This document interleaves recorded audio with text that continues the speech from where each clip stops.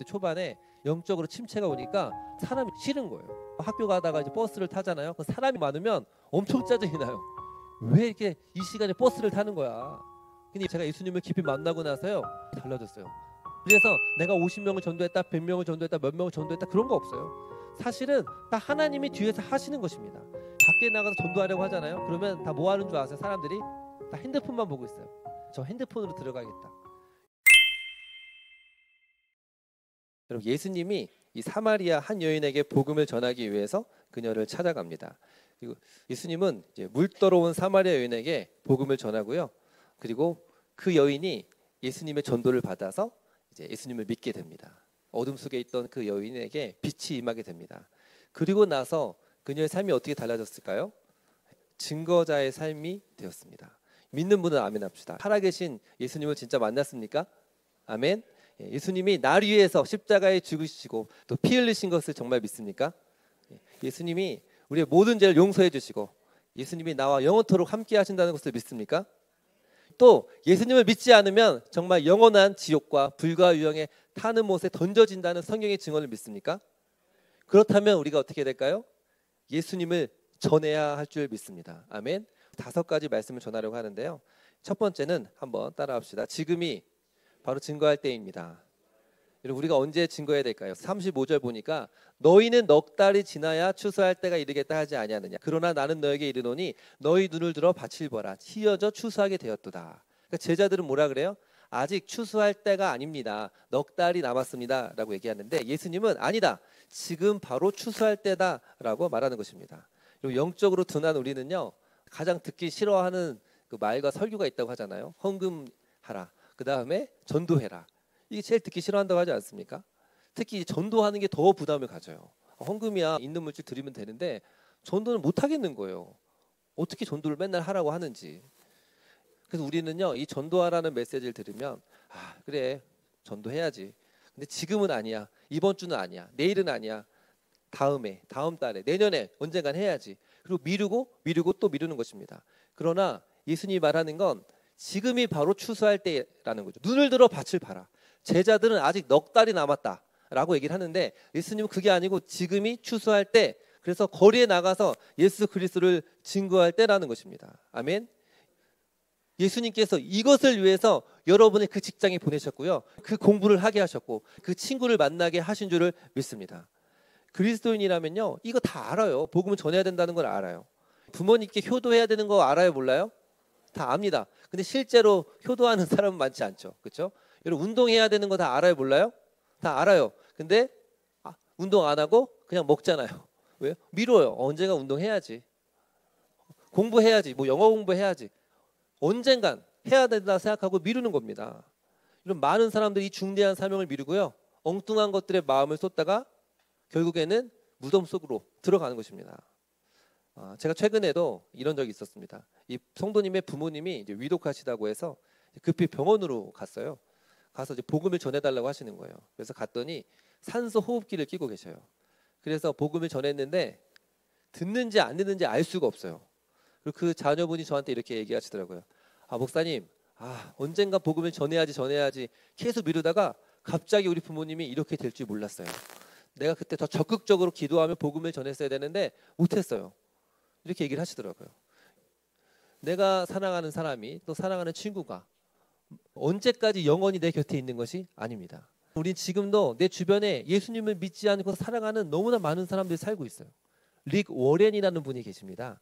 우리 개혁주의 신학과는 조금 색깔이 달라서 비판도 하는데요. 목적이 이끄는 삶이라는 아주 유명한 책을 쓰셨죠. 릭 워렌의 아버님도 목사님이셨어요. 아버지의 임종이 가까워졌거든요. 근데 그의 병상에서 의식이 희미해졌을 때 이제 아들 릭 워렌을 불렀다고 그래요. 그리고 나서 귓속말로 계속 이런 말을 했다는 거예요. 한 영혼이라도 더 주님께 인도해야 된다. 그 말만 계속 하다가 결국 돌아가셨다고 합니다. 릭 워렌은요, 그 말을 듣고, 그 아버지 유언을 듣고 한 영혼이라도 더 구원해야겠다라고 하면서 복음 증거의 사명을 열심히 감당합니다. 여러분, 우리는 너무 중요한 게 있어요. 근데 지금 당장 하기 싫으면 어떻게 해요? 미루는 거예요. 미루는 습관. 근데 그게 계속 미루다 보면요, 나중에 까먹어요. 까먹게 됩니다. 내가 복음을 전해야겠다라는 마음조차, 생각조차 잊어버리게 되는 거죠. 그럼 우리가 어떻게 되냐면요. 사람들을 볼 때, 믿지 않는 영혼들을 볼 때, 아, 저 사람을 구원해야겠다, 증거해야겠다라고 생각해야 되는데 그렇지 않아요. 그 증상이 뭐냐면 돈 잘 번다고는 사람, 부러워하고 있다. 뭡니까? 저 사람을 내가 복음을 증거하는 영적 대상으로 보지 않는다는 것입니다. 대한민국 한국교회의 큰 위기가 무엇입니까? 복음을 전하지 않는 것에 있습니다. 또 왜 전하지 않을까요? 생각해 보면 목회자부터가 잘 전하지 않기 때문이 아닐까 생각이 듭니다. 목회자가 항상 설교 준비, 성경 공부만 하다 보면 믿는 사람들만 상대하잖아요. 그러다 보면 야성이 떨어지게 돼요. 그리고 지금 이 사역이 얼마나 중대한 일인지를 망각해요. 한 사람 한 사람이 얼마나 소중한지를 망각하게 돼요. 제가 어제도 성도님들과 전도를 하러 나가면요, 거의 다 안 믿고 거절하잖아요. 근데 도대체 여러분들은 어떻게 믿고 있는지 너무너무 신기한 거예요. 예수님도요, 사역하실 때 복음을 받아들이는 사람들만 설교한 게 아니라 설교를 듣기 싫어하고 거부하는 사람들 향해 길거리, 시장으로 가서 계속 복음을 전한 것입니다. 예수님은 아무리 바빠도요, 그 복음 증거의 사명을 도외시하지 않았습니다. 제자들도 마찬가지입니다. 여기 있는 분들은 어떻게 구원받았습니까? 누군가가 내가 우리 은혁 형제님을, 내가 터와 자매님을 전도해야겠다. 그리고 미루지 않았어요. 미루지 않고 기도하면서 얘기하는 거예요. 예수님 믿어라. 그래서 미루지 않고 누군가가 순종하고 행동했던 그 실천을 통해서 예수 믿게 된 것입니다. 주님 말씀하십니다. 넉 달이 지나야 추수할 때가 아니라 지금 눈을 들어 봐라. 추수할 때가 이르렀다. 주님 분명히 말씀합니다. 눈을 들어서 보십시오. 분명히 예수님을 전할 사람이 있는 줄 믿습니다. 두 번째는 한번 따라합시다. 예수님을 만나면 사람들이 보입니다.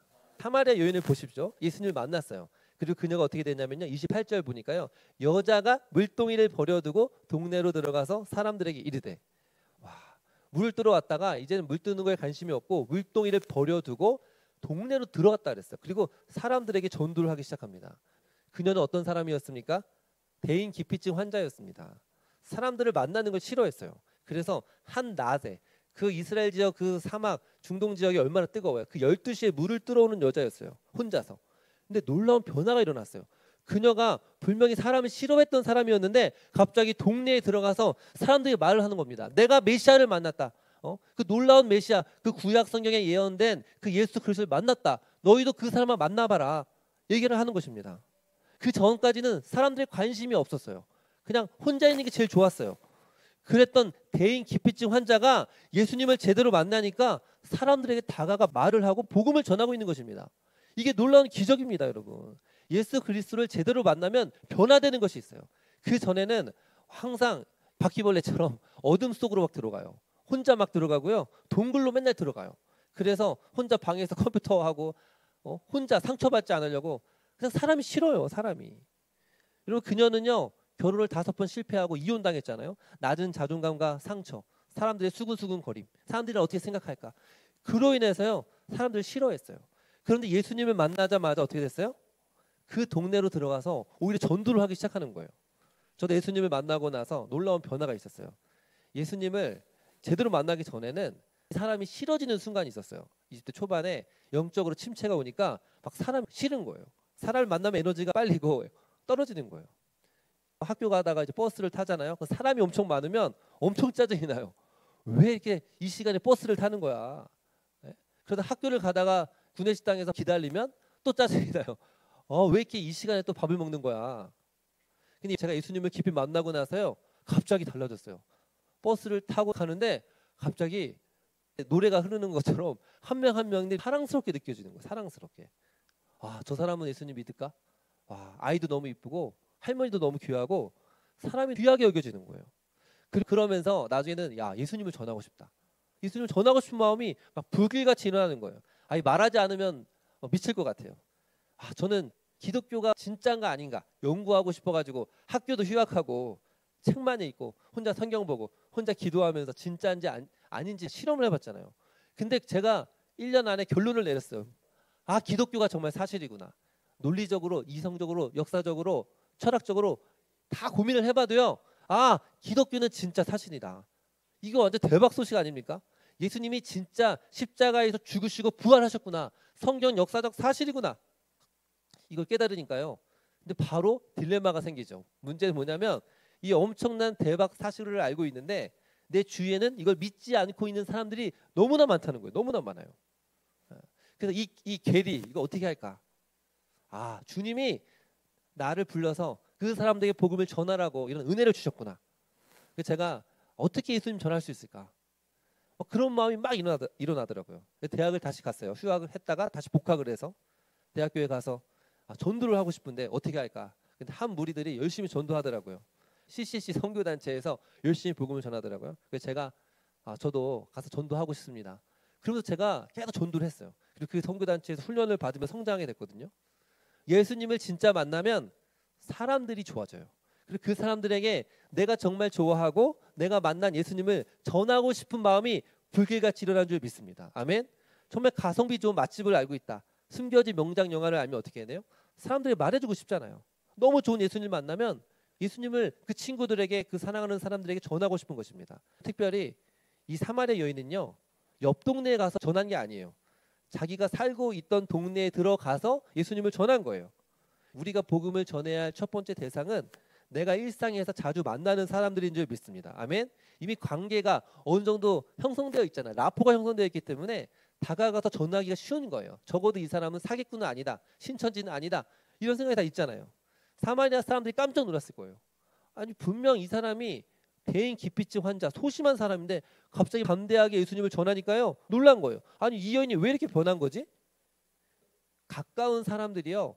내가 예수님을 만나서 변화되면요. 오히려 그걸 보고 그 사람 놀래요. 그래서 가까운 사람들에게 복음을 전해야 됩니다. 함께 밥 먹고 대화를 나누고 운동을 하고 라포가 신뢰 관계가 형성되어 있는 사람들에게 예수님을 전해야 될 줄을 믿습니다. 아멘. 우리 한 청년이 이제 교회 어떻게 왔는지 물어보니까 너무 신기하더라고요. 어제도 금요기도에도 왔어요. 한 4시간 왕복 4시간 걸리는데 세원 자매님이 평소에 사용하던 이제 아이패드가 있었고 또 우리 오빠님께서 갑자기 쓰던 아이패드가 망가졌다는 거예요. 근데 통화를 하다가 이제 야, 나 아이패드가 없다. 오빠 나 쓰던 아이패드가 있다. 내가 빌려줄게. 그래 내가 받으러 가겠다. 어디로 가면 되냐? 오빠가 받으러 오는 거니까 일로 와라. 백만제자교회로 와라. 안 그래도 동생이 이상한 교회 이름이 백만제자교회 좀 이단 같잖아요. 그래서 이단이 아닌가 확인하러 왔다는 거 아닙니까? 근데 와서요. 예수님을 만나서 또 왕복 이렇게 오래 걸리는데도 금요기도에도 오고 열심히 신앙생활 하고 있습니다. 제가 느낀 게 뭐냐면은 야 그렇구나. 그냥 일단 오라고 얘기하면 되는구나. 그리고 세 번째는요. 한번 따라합시다. 편견을 버려야 증거할 수 있습니다. 제자들이 먹을 것을 사러 딱 오자 그들이 놀라요. 27절 보니까 여자와 말씀하신 것을 이상히 여겼으나 무엇을 구하시나이까. 그러니까 그 제자들의 입장에서는 예수님이 여자들과 대화하는 게 낯선 여자, 사마리아 여자와 대화하는 게 이상한 거예요. 그들은 편견을 가지고 있었어요. 사마리아 사람과 대화하면 안 된다. 그런데 예수님은요, 그 편견을 깨고 사마리아 사람이라고 하는 거, 여인이라고 하는 그 편견을 깨고요, 가서 복음을 전한 것입니다. 우리는요, 이런 편견을 가지고 있어요. 복음을 전할 때, 저런 사람은 안 믿겠지. 저 사람은 담배 피네? 안 믿겠지. 저 사람은 문신이 있네? 안 믿겠지. 저 사람은 술을 먹네? 안 믿겠지. 저 사람은 성격이 괴팍하네? 안 믿겠지. 이런 편견을 가지고 포기하고 있지 않습니까? 제자들은 그 편견을 가지고 있어서 사마리아 사람들이 전하지 않았어요. 그런데 예수님은 사마리아 사람 그 편견의 장벽을 뛰어넘어서 그녀에게 다가가 예수님을 전한 거죠. 복음에 미치다라는 책 우리가 지금 선교 훈련 하시는 분들이 필독서를 읽고 있는데요. 거기 보면 존 헤론이라고 하는 사람이 있어요. 전도 유명한 사람이에요. 여러분 티네시 대학을 의과대학을 수석 입학하고 수석 졸업했던 사람이에요. 그래서 최연소 그 티네시 대학 의과대학의 교수로도 임용될 예정인 사람이었어요. 근데 갑자기 은혜를 엄청나게 받은 거예요. 은혜를. 그래서 당시에 800년도에 조선에 선교하러 가야겠다. 그런 마음을 갖는 거예요. 그때 당시에 약혼자가 해티란 여자가 있었어요. 해티란 여자가 갑자기 깜짝 놀란 거예요. 내가 의사 부인이 될 줄 알고 지금 결혼하려고 했는데 갑자기 조선이란 나라에 선교를 하러 간다는 거예요. 그래서 이 여자친구가 남자친구를 막기 위해서 조선이라는 나라를 조사를 해요. 그래서 못 가게 하려고. 그 여자친구가 조사한 거는 다음과 같았어요. 조선은 미개하고 더럽고 짝이 없고 가난하다. 조선은 국민 대부분이 가난하여 굶어 죽는 일이 태반이다. 조선은 정치적으로 불안하여 왕실의 권력 다툼이 심각하다. 조선 말은 영어가 달라서 배우기가 너무 어렵다. 그러니까 조선에 가지 말아라. 예? 이렇게 계속 설득을 했어요. 그런데 이 존 헤론이라고 하는 사람이요, 포기를 하지 않아요. 이 조선에 하나님 마음을 주셨다. 그리고 이 존 헤론이 26살인가 그 나이에 미국에서, 영국에서 그 모든 걸 다 포기하고요, 자기 안락한 삶을 다 포기하고, 당시에 정말 상하수도 제대로 돼 있지도 않고 그냥 그런 나라, 이 조선이라고 하는 나라에 고난이 뻔히 보이는데도 이곳에 자기의 청춘을, 젊음을 다 불살아서 선교를 합니다. 여러분, 편견을 뛰어넘는 예수 그리스도의 사랑이 그 마음 가운데 부어진 줄 믿습니다. 그 조선을 사랑하는 그 마음이 그게 부어진 거예요. 우리도 마찬가지입니다. 아주 중요한 말이 있죠. 예? 사랑하지 않으면 핑계가 보이고, 사랑하면 방법이 보인다. 사랑하지 않으면요, 핑계를 찾게 돼요. 핑계. 근데 사랑하면요, 어떻게 하든지 방법을 구하게 되어 있습니다. 네 번째 한번 따라합시다. 증거의 방식은 말로 전하는 것입니다. 전도의 시작은 뭐냐면 말로 전하는 거예요. 말로. 여자가 어떻게 증거합니까? 기적을 행한 것도 아니에요. 여자는 그냥 28절, 여자가 사람들에게 이르되, 39절, 여자의 말이 그가 내게 말하였다 증언함으로, 즉 그냥 말로 사람들에게 얘기한 거예요. 예수님 믿어라. 예수님 믿으니까 너무 좋더라. 예수님은 진짜 하나님이다라고 말로 전한 겁니다. 우리가 전도를 미루는 핑계 중에 하나가 이겁니다. 목사님, 제가 먼저 삶으로 빛과 소금이 된 후에 복음을 전하겠습니다. 평생 전하지 못합니다. 전할 수가 없어요. 빛과 소금이 된다? 그거는요, 여러분이 말로 예수님을 믿으라고 할 때부터, 그때부터 빛과 소금이 되는 거예요. 빛과 소금이 된 후에 복음을 전하는 게 아니라요, 성경은 끊임없이 말하는 게 그냥 먼저 네 입술로, 네 말로, 네 혀로 예수님을 전파하라는 거예요. 그러면요, 그때부터 여러분의 삶이 빛과 소금이 됩니다. 여러분이 어떤 그 가게집 사장님을 전도하고 싶은 생각이 들어봐요. 맛은 없지만 그 가게집 사장님을 전도하기 위해서 매출을 올려줍니다. 부탁도 들어줘요. 어느 정도 교제가 가능한 사이가 되었어요. 그때 복음을 전합니다. 단숨에 거절하겠죠? 거절합니다. 그러면 이런 생각을 합니다. 아, 지금까지 나한테 잘해준 게 다 전도하려고 했구나 라고 생각을 하는 거예요. 그냥 처음부터 얘기하는 거 나쁘지 않습니다. 먼저 복음을 입으로 말하십시오. 복음을 입으로 말하잖아요. 그러면 신기하게 내가 전도자로서의 정체성을 가지게 됩니다. 그리고 그 정체성에 맞게 살게 되어 있어요. 그래서 내 행동이 조심하게 되어 있다니까요. 제가 탁구장에 가잖아요. 탁구장에 가면 목사가 아니라 그냥 동네 아저씨로 편하게 탁구를 치고 싶은 마음이 항상 있어요. 탁구장 가면요, 그런 거 절대 얘기 안 해요. 그냥 오직 실력으로만 얘기하거든요. 그래서 그냥 여주에서 왔다. 근데 그러다가 갑자기 양심에 찔려요. 그래서 뭐 하냐? 그러면 일한다. 그러다가 아, 목사다. 얘기를 해요, 그냥. 근데 얘기를 항상 하다 보면 내가 목사다라는 것만 밝히기 시작하잖아요. 그러면 내 행동이 목사라는 그 정체성에 영향을 받아요. 그래서 조심하게 되고, 말도 지더라도 축복해주고, 그때부터 내 행동이 달라지는 거예요. 이런 무슨 말이냐면, 예수님을 증거하는 사람이다 말로 얘기하기 시작하잖아요. 그러면요, 그때부터 내 삶과 행동이 그 말에 따라서 영향을 받게 되어 있어요. 그 말을 따라가게 되어 있습니다. 삶으로 예수님을 증거한다? 물론 그럴 때가 있어요. 그런데 이 성경이 끊임없이 말하는 건 먼저 말로 선포하라는 거예요. 그녀의 삶은요, 달라진 게 아직 없었어요. 최악이었어요. 실패자 중에 실패자였는데 그냥 말로 예수님을 전했더니 놀라운 일이 일어났어요. 왜냐하면 사람들이 오히려 완전히 변화된 이후에, 삶이 변화된 후에 전한 게 아니라 그냥 전했는데도 불구하고 어떻게 이 여인이 이럴 수가 있지? 라고 하면서 사람들 놀래서 많은 사람들이 예수님께 나오게 된 것입니다. 여러분의 그 입술과 혀로 예수님을 전하십시오. 전하면 됩니다.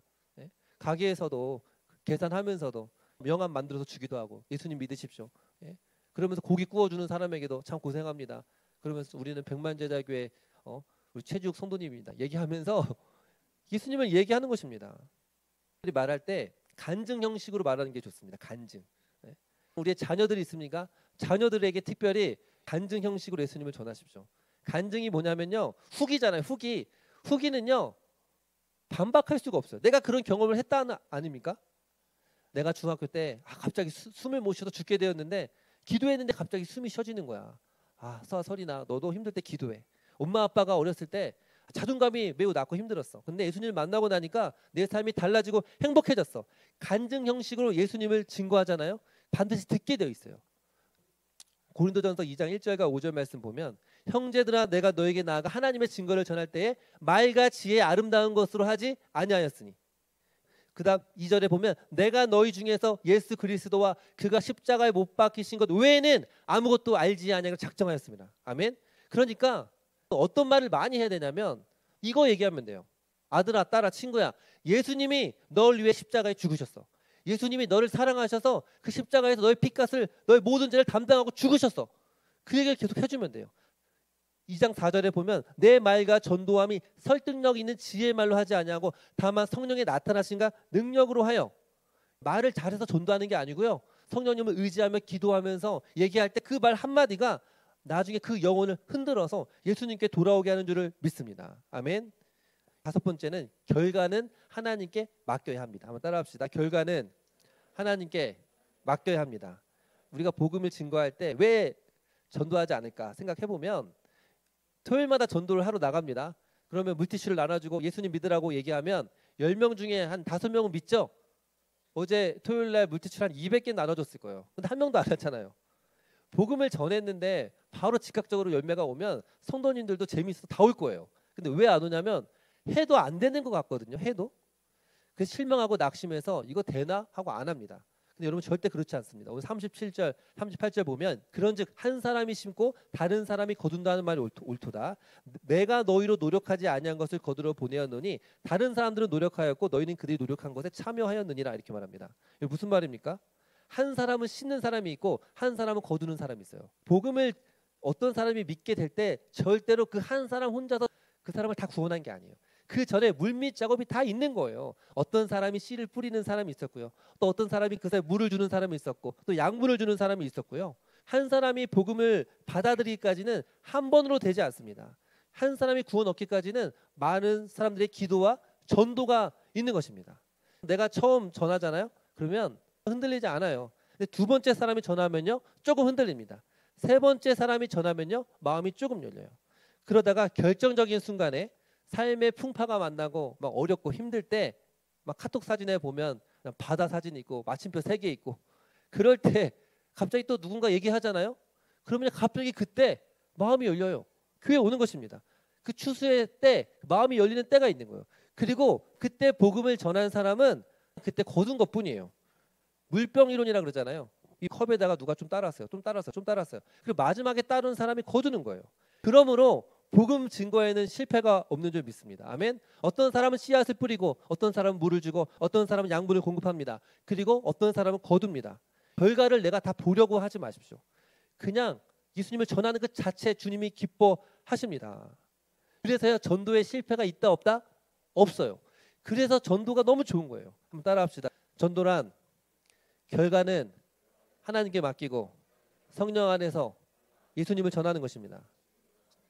결과는 하나님께 맡기고 성령 안에서 예수님 전하는 거예요. 이 짧은 구절 안에 성삼위 하나님의 역사가 다 있어요. 그래서 내가 50명을 전도했다, 100명을 전도했다, 몇 명을 전도했다 그런 거 없어요.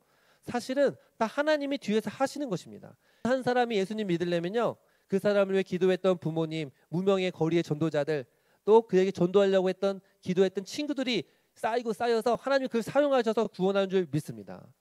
여러분 그래서요 얼마나 전도가 좋은지 몰라요. 실패가 없다니까요. 실패가 없어요. 물티슈 하나 전하는 거, 그냥 사람들에게 말하는 거 언젠간 하나님이 그걸 기억하셔서 그 영혼이 구원받는데 우리를 사용하는 줄을 믿습니다. 아멘. 우리가 꼭 알아야 할 역사가 있어요. 그것은 첫 번째는 여러분이 내가 어떻게 예수님 믿게 되었는가라고 개인적으로 자신의 신앙의 역사를 공부하는 거예요. 분명히 여러분이 여기 있기까지 여러분을 위해서 전도했던 사람뿐만 아니라 여러분을 위해서 기도했던 사람, 여러분에게 예수님을 끊임없이 전했던 사람이 있었을 것입니다. 그리고 또 어떻게 또 나를 전했던 그 사람 또 예수님 믿게 되었을까, 믿게 되어 생각해 보니까 대한민국이 어떻게 이렇게 예수님을 믿게 되었을까 이겁니다. 제가 20대 초반에 가장 고민이 그거였어요. 궁금한 게 아니 왜 이렇게 대한민국에는 교회가 많고 예수 믿는 사람이 많을까. 그때 막 1200만 명이라 그랬잖아. 지금은 뭐 850만 많이 줄었는데 그때는 인구의 정말 4분의 1이 크리스찬이었어요. 일본은요, 우리나라보다 기독교가 200년 전에 들어왔는데도 기독교 인구가 0.3%밖에 안 돼요. 인도는요, 1000년 전에 들어왔어요. 근데도 기독교 인구가 2%밖에 안 돼요.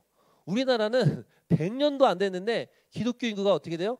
25%가 됐는데 세계 어떤 나라도 유례가 없는 나라예요. 어떤 나라도 이런 나라가 없다니까요. 대한민국밖에 없어요. 대한민국밖에. 얼마나 신기한지 몰라요. 그래서 우리가 어떻게 예수님 믿게 되었는가? 이곳에 복음을 전했던 사람들, 그 사람들이 있었기 때문이거든요. 그 사람들을 알아야 돼요. 그래서 제가 이번 주에도 그 복음에 미치다는 책을 보면서 이분 한 분 한 분을 내가 이 사람이 몇 년도에 태어났고 어디 대학을 나왔고 어떻게 왔는지 다 공부를 하고 암기를 해야겠다. 그런 생각을 했어요. 150년 전에 우리나라 어떤 나라였습니까? 수천 년 동안 복음이 없었습니다. 불교가 1000년 동안 지배하고 유교가 500년 동안 있었던 나라였습니다. 그리고 온갖 미신으로 가득했던 나라였어요. 게일 선교사의 글을 읽어보니까 19세기 말만 해도요, 그러니까 1800년도만 해도 그냥 길거리 시체들이 질비했대요. 왜냐하면 사람들이 명당을 찾느라고 시체들을 그냥 뒀다는 거예요. 그리고 하수구 처리가 안 돼서 똥냄새가 가득하고 굉장히 비위생적이었어요. 콜레라, 말라리아, 장티푸스 유행했어요. 아픈 여자한테 된장 바르라고 그런 거예요. 당시에 보면요, 여자들은요, 그냥 보면 길거리 애들이 코가 없어요. 그냥 여자 코가 잘라지고 사람들이 딸을 낳으면 사람 취급도 안 했대요. 그냥 돈이 필요하면요, 어떤 가정에 딸을 갖다 팔아요. 돈을 받아요. 그런 나라였어요. 그런 나라. 그때 미개한 이런 나라에 그때 당시에 1800년 제일 잘 사는 나라가 어디 나라인 줄 아십니까? 영국이에요. 영국. 영국에서 웨일즈 하노버 교회 목사님 아들이 있었습니다. 아버님도 목사님이었고, 여러분 이 이야기 잘 알 거예요. 로버트 토마스 선교사입니다. 그가 방황도 하다가 예수님을 깊이 만나요. 그리고 나서 24살에 내가 선교사로 헌신을 합니다. 그리고 그의 아내 캐롤라인과 결혼을 하게 됩니다. 그리고 중국에 선교를 하러 가거든요. 중국에서 그때 당시에 조선, 우리나라에 오려면요, 비행기가 없으니까 2달, 3개월 그 배를 타고 와야 됐어요. 저도 배를 한 2시간만 타면 멀미가 나서 너무 힘들더라고요. 근데 2달 넘게 배를 타고 오는 거예요. 그때 이미 그의 아내 캐롤라인의 배에는 아기가 임신돼 있었어요. 먼저 이 토마스 선교사가 중국으로 가거든요. 중국에 도착한 지 4개월이 되었을 때 이제 토마스 선교사가 잠깐 선교 여행을 갔다 와요. 선교 여행을 갔다 오고 나니까 이미 편지가 도착했어요. 내 아이가 유산되었다. 그래가지고 이제 더 빨리 이제 도착했거든요. 딱 왔더니 집 안에 피범벅이 되어 있다. 피범벅이 되어 있어요. 이미 아내가 죽어 있는 거예요. 유산되었는데 그때 당시에는 기술이 발전하지 않으니까 그 아내가 죽은 것입니다. 그가 깊은 상실감에 빠져요. 그가 이제 런던 선교에 보낸 편지들을 보면 내가 죄를 지은 것도 아니고 주의를 하려고 왔는데 갑자기 아내가 죽고 또 함께 4개월 된 아이가 죽은 겁니다. 그래서 너무 힘들어서 선교사를 그만둬요. 그리고 그냥 통역관으로 일을 하게 됩니다. 그냥 일을 하는 거예요. 선교사 그만두고. 그러다가 그때 당시에 1800년도에 흥선대원군이 막 천주교 박해를 심하게 하잖아요. 박해를 피해서 중국으로 넘어온 사람들의 이야기를 이제 들어요. 그리고 윌리엄슨이라는 선배 선교사님의 다시 이야기를 들으면서 선교에 대한 열정이 다시 뜨거워져요. 그리고 이 조선인들, 이 박해가 심한 이 조선인들, 그리고 갑자기 조선에 대한 마음을 품고 한국어를 공부하기 시작합니다. 그러다가 제너럴 셔머노라고 하는 통역관으로 이제 그 배를 타게 돼요. 토마스 선교사가 이제 제너럴 셔머노에서 내일 한 달 동안 정박해 있거든요. 대동강에. 그때마다 성경을 거의 수백 권을 나눠줍니다. 나눠주면서 하나님은 조선을 사랑합니다. 이걸 받으세요라고 열심히 돌아다니면서 예수님을 전합니다. 그런데 갑자기 분위기가 또 바뀌어요. 조선 사람들이 선박에 불을 질러요. 그리고 그 사람들이 나오자마자 성난 이 군인들이 다 한 명 한 명씩 다 죽입니다. 이때 이 토마스 선교사가 불타는 배에 나오면서 성경을 이렇게 들고 나왔다 그러죠. 그러면서 예수 막 예수를 믿으라고 외쳤다고 합니다. 그러자 결국 이제 체포가 되어서 이제 박충건이라고 하는 이 사람을 죽이려고 합니다. 토마스 선교사는 무릎을 꿇고 이제 목을 내밀고 있는데 근데 이렇게 얘기한 거죠. 이걸 좀 받으십시오. 그러면서 이렇게 내밀죠. 예. 그리고 이 박충건의 칼에 의해서 죽임을 당했습니다. 그때 토마스 선교사가 죽었을 때 그의 나이가 26살이었어요. 그의 생일 이틀 전이었습니다. 그를 죽였던 박충건이라고 하는 사람이 내가 죽여놓고 보니까 뭔가 하나를 선물을 준 거예요. 책이에요. 읽다 보니까 예수님 믿게 됐습니다. 또 최치량이라고 하는 11살 아이에게 이 책을 줘요. 이 책을 보니까 읽으면 안 되는 금서였어요. 금서. 읽으면 안 돼요. 그래서 어떻게 하냐면 박영식이라고 하는 사람한테 이 책을 줘요. 그때 당시에 평양의 영문주사 책을 주니까 이 박영식이 그때 마침 도배지가 필요했다는 거예요. 책이 매우 고급져 보이니까 버리긴 아깝고, 그래서 어떻게 하냐면 이 책을 도배를 하죠. 그러다가 밥 먹다가 잠을 자다가 성경을 보는 거예요. 그때 성경이 한문 성경이야. 한문 성경을 보기 시작하면서 읽다 보니까 하나님이 세상을 이처럼 사랑하사 독생자를 주셨으니 이게 뭐지 하다가 하나님을 만나게 됐다라는 것입니다. 예수님 믿게 됐습니다. 나중에 이 최치량이 다시 그 집을 매입해서요, 그 주막 여관을 운영하게 되거든요. 근데 그때 마포 3년 선교사님이 그 집에 우연하게 들르게 돼요. 그래서 그 방을 묵고 있는데 보니까 방에 막 성경 글자들이 있는 거예요. 자초지종을 물어보죠. 이거 어떻게 된 거냐 그랬더니요, 내가 그때 11살 때 이 책을 발견해서 그 박영식 그분에게 줬는데 그분이 도배한 다음에 내가 이 집을 다시 샀습니다. 그분이 깜짝 놀래가지고 야, 이건 하나님의 섭리가 있다 라고 하면서 그 집을 예배 처소로 삼게 됩니다. 그 교회가 이제 널다리 골교회가 되고 다음에는 장대현 교회가 됩니다. 장대현 교회. 장대현 교회가 유명하죠. 1907년 1월 14일 15일 날 평양에 놀라운 대부흥이 일어납니다. 그게 어디예요? 장대현 교회였어요. 장대현 교회. 그리고 여러분 기독교 한국 역사를 공부해 보면 1907년도 평양 대부흥이 일어나고 나서 얼마 안 돼서 기독교에서 100만 구령 운동을 해요. 그러니까 평양 그 대부흥 운동이 거의 5년 넘게 전국으로 퍼지면서 엄청난 대부흥이 일어난 거예요. 그래서 얼마 있다가 어떻게 됐습니까? 1000만 명이 넘는 크리스찬이 됐다고 하지 않습니까? 그래서 이 대한민국 지금 얼마나 미국 다음으로 선교사를 제일 많이 파송하고 있지 않습니까? 그리고 하나님이 대한민국을 딱 점 찍으셔서 우리나라가 K-팝, 캐대언이죠. 얼마나 인기가 많아요. 이 대한민국을 특별히 사랑하셔서 하나님 계획 가운데 이 나라를 이끌으셨어요. 근데 그 과정 가운데 누가 있었던 거예요? 토마스 선교사가 있었던 거예요. 이 토마스 선교사, 그는요 어떻게 보면 실패한 인생 아닙니까? 정말 어떻게 보면 복음을 전하려고 왔는데 아내는 4개월 만에 죽고 아이도 죽고, 그래서 자기도 그냥 죽어야겠다 그런 마음을 가지고 순교의 마음을 가지고 복음의 씨앗을 뿌렸는데 그 씨앗 위에 언더우드, 아펜젤러, 헤론 수많은 선교사들이 그 순교의 씨앗 위에 교회를 세우고 기적이 일어난 것입니다. 그러니까 여러분 복음 증거 선교에는 실패가 있다 없다? 없는 겁니다. 그 토마스 선교사의 헌신 이외에 저와 여러분이 있는 것입니다. 우리도 마찬가지입니다. 여러분 우리가 만났던 예수 그리스도 주님의 앞에 서기 전에 그 복음을 전해야 될 줄을 믿습니다. 내가 대학원을 가든 연애를 하든 결혼을 하든 집을 사든 내가 복음 전해야겠다는 그 사명을 잊지 않아야 돼요. 내가 받은 그 은혜의 선물은 계속 증거할 때 성령이 반드시 일하십니다. 전도 어렵지 않습니다. 요즘 온라인 전도 시대 아닙니까? 밖에 나가서 전도하려고 하잖아요. 그러면 다 뭐 하는 줄 아세요? 사람들이 다 핸드폰만 보고 있어요. 근데 느낀 게 뭐냐면 저 핸드폰으로 들어가겠다. 그래서요 어렵지 않습니다. 블로그에 여러분이 만났던 예수님을 글로 쓰면 됩니다. 인스타, 스레드나 SNS를 통해서 예수님을 전하면 돼요. 그러면 사람들이요 그걸 보고 올 수 있는 것입니다. 사랑하는 여러분, 다니엘서 12장 3절 보면 많은 사람이 옳은 대로 돌아오게 한 자는 별과 같이 영원토록 빛나리라 우리 주님 말씀하십니다. 여러분 어떤 사람이요? 많은 사람을 옳은 대로 인도한 그 사람은 별과 같이 영원히 빛날 줄 믿습니다. 우리는 사람을 낳는 업으로 부르셨습니다. 내가 만났던 예수 그리스도 증거하는 여러분들의 주연을 축복합니다.